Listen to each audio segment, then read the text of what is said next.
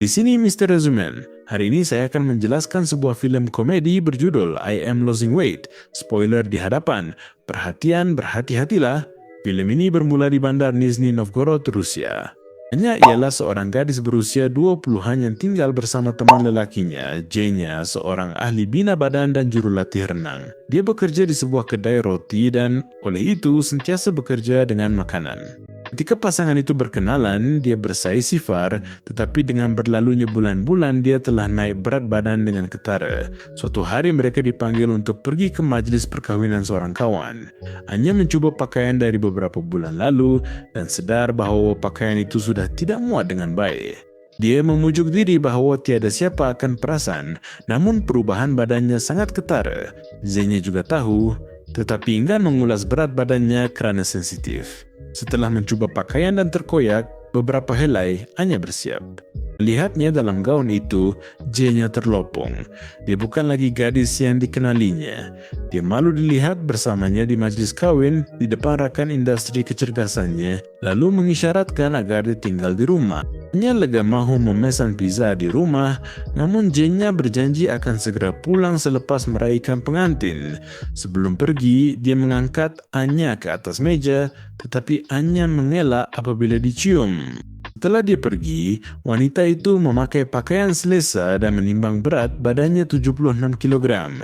Dia hanya mau minum segelas air selepas melafazkan ikrar harian. Dia menggoreng makanan dan melayari internet sambil menunggu teman lelakinya. Ketika ditelepon, dia melihat foto Jenya di majlis kawin mengezum gambar berkumpulan lalu risau kerana gadis-gadis di sisi Jenya kurus dan cergas. Tidak dapat mengelak daripada membandingkan dirinya dengan mereka. Kemudian dia menemui foto Jenya bersama seorang gadis. Apabila memeriksa profil gadis itu, dia terkejut melihat bumerang gadis tersebut menciumnya di pipi. Video itu sudah cukup untuk membuat Anya berpakaian, bersolek dan berlari ke majlis perkahwinan itu. Dia hubungi Natasha untuk menjemputnya. Natasha sedar Anya bertambah berat tapi tetap cantik. Dia pegang wajahnya, menyuruhnya yakin. Di majlis, Anya nampak jampak Jenya menari rapat dengan gadis itu. Perasaan cemburu menguasainya lalu dia mencelah di antara mereka. Jenya kelihatan terkejut namun terus menari sementara gadis itu mengejek dan beredar. Kemudian pasangan itu duduk dan Anya mula makan bertanya tentang gadis itu. Dia kata mereka menari berkumpulan. Bila Anya mendesak, dia mengherdiknya dan mengaku tak suka, malah kata Anya cuma makan dan jadi beban. Anya menangis sebelum pengantin baru mendekati mereka.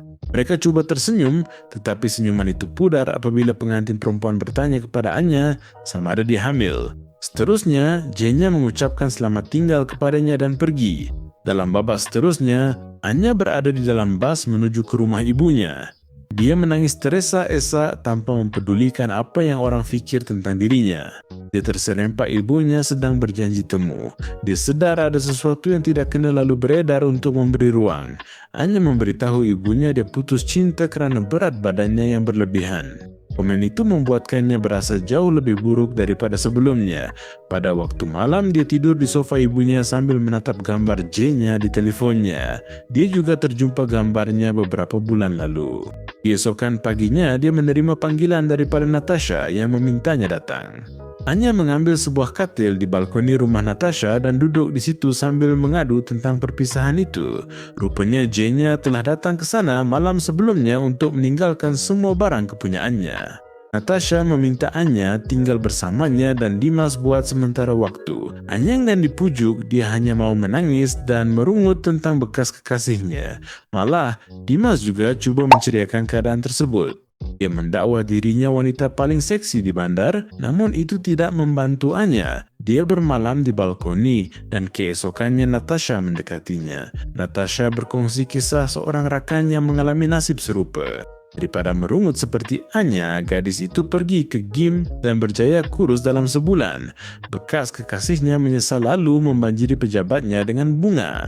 Apabila Anya mengeluh bahawa dia tidak mempunyai wang yang cukup untuk mendaftar di gym, Natasha mencadangkan supaya dia menggunakan percubaan percuma selama seminggu di semua gym di bandar itu dan melakukannya secara percuma. Keesokan paginya, Anya mengucapkan afirmasi paginya, minum segelas air dan pergi ke gym buat kali pertama dalam hidupnya. Dia mengambil masa untuk membiasakan diri dengan peralatan itu dan terjatuh dari mesin treadmill beberapa kali. Tetapi semua usahanya musnah kerana sejam kemudian dia berada di restoran sambil makan untuk 2 orang.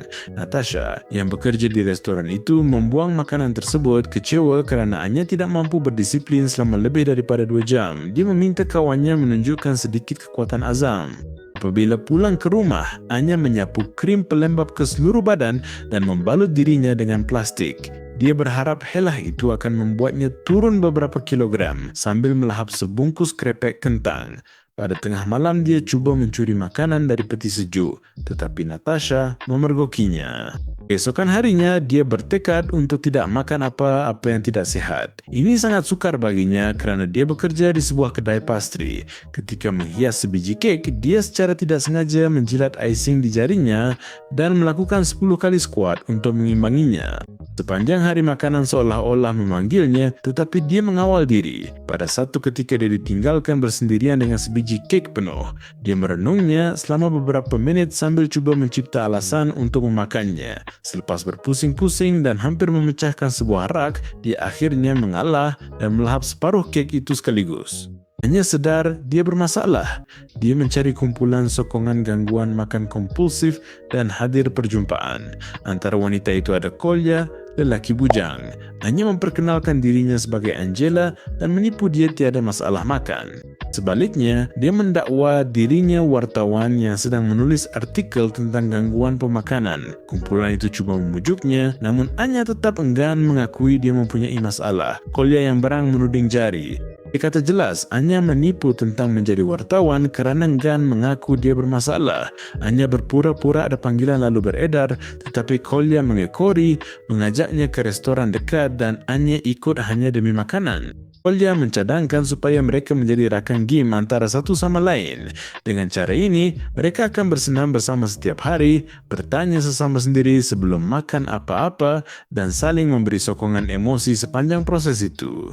Anya tidak pasti tentang niat sebenar Kolya, tetapi dia tidak nampak apa-apa yang salah untuk mencubanya. Bermula hari berikutnya, mereka pergi ke sebuah taman setiap pagi untuk berlari. Pada mulanya, Anya keberatan untuk bersama Kolya, tetapi apabila masa berlalu dia sedar bahawa sebenarnya dia ialah seorang yang baik. Dia tidak malu dengan tubuhnya, perkara yang asing baginya. Bersamanya, dia mula menyayangi diri sendiri. Mereka saling membantu berdepan masalah sama, lalu Anya kian kurus. Keyakinan dirinya goyah apabila dia pergi ke parti kolam renang dan melihat gadis-gadis kurus yang kelihatan sangat cantik. Apabila dia berasa kecewa, Kolya membantunya. Mereka sering menjerit sekuat hati untuk melepaskan tekanan. Dia tidak menginginkan apa-apa selain pengiktirafan daripada J-nya dan itu membuat Kolya cemburu.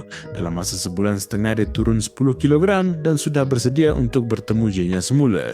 Dia membeli pakaian renang dan berpura-pura terserempak dengannya secara kebetulan di sebuah kolam renang. Dia jurulatih dan terpaku melihatnya. Selepas berbual, mereka masuk kolam dan bermain air hingga gadis majlis kahwin datang mengaku teman wanita J-nya. Hati Anya remuk kali kedua. Dia meninggalkan parti dan minum sepanjang malam untuk melupakannya. Pagi esoknya, dia bangun tanpa surat benang di katil Kolya. Imbasan memori malam itu menunjukkan Anya hampir pulang bersama orang asing, namun Kolya sempat tiba dan ditumbuk demi menyelamatkannya. Usai pagi yang pelik, Anya mengadu segalanya. Menurut ibunya, Anya trauma kerana bapanya meninggalkan mereka ketika dia kecil. Sebab itu dia perlukan pengesahan J-nya. Anya faham lalu menemui bapanya keesokan hari dengan Kolya memandu perjalanan 5 jam. Sepanjang perjalanan, Kolya kerap cuba mendekatinya, menunjukkan bahawa dia menyukainya, tetapi Anya tidak menyedari usahanya. Akhirnya mereka bertemu dengan bapanya, Sergei, di sebuah rumah kayu tempat dia tinggal bersama seorang wanita. Anya bertanya mengapa Sergei tidak mahu terlibat dalam hidupnya. Sergei mengingatkannya tentang hadiah hari jadi yang dibuang Anya melalui tingkap. Malam itu, Anya tidak sengaja membakar rumah kayu tersebut. Sergei menjerit kepadanya kerana merosakkan rumah itu tanpa mempedulikan keselamatannya. Anya dan Kolya pulang ke rumah sejurus selepas itu. Sebelum berpisah, dia menciumnya di hidung. Kolya berasa sangat gembira dalam perjalanan pulang. Dia malah menukar jam tangannya dengan bunga untuk Anya. Dia temui Anya dan meminta maaf. Lepas berbual, mereka berasmara. Kolya pulang membawa bunga, ternampak mereka lalu pergi hampa. Keesokan pagi, Anya bangun dengan J-nya yang kata dia lebih segar daripada sebulan lalu. Anya sedar dia tidak mau hubungan yang tidak pasti di mana dia sentiasa takut ditinggalkan. Mereka bertengkar lagi. Malam itu dia ke rumah Kolya kerana ingin ditemani, namun Kolya terlalu marah. Dia memberi sebiji apel dan memutuskan hubungan mereka kerana wanita itu telah susut berat badan. Esoknya, tiada siapa menyahut.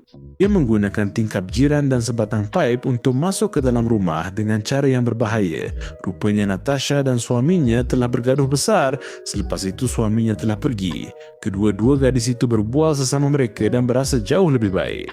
Keesokan harinya, Sergei bertemu semula dengan Anya dan meminta maaf kerana menjadi seorang bapa yang buruk. Dia juga menari dengannya seperti yang biasa dilakukan ketika Anya masih kecil. Selepas mereka berbaik, Anya ke maraton kecergasan untuk bertemu Kolya.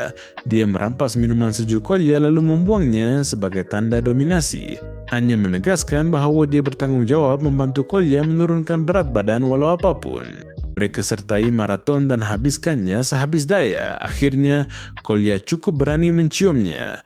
Buat pertama kali, Anya sedar obsesi pada rupa tak membahagiakannya. Bahagian sebenar ialah menerima diri seadanya, seperti Kolya.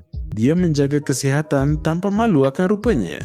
Anya mau jadi sepertinya. Tamatlah filem gempak ini. Enggan untuk menonton lebih banyak video seperti ini. Aktifkan notifikasi dan tinggalkan satu like untuk membantu saluran ini. Terima kasih kerana menonton.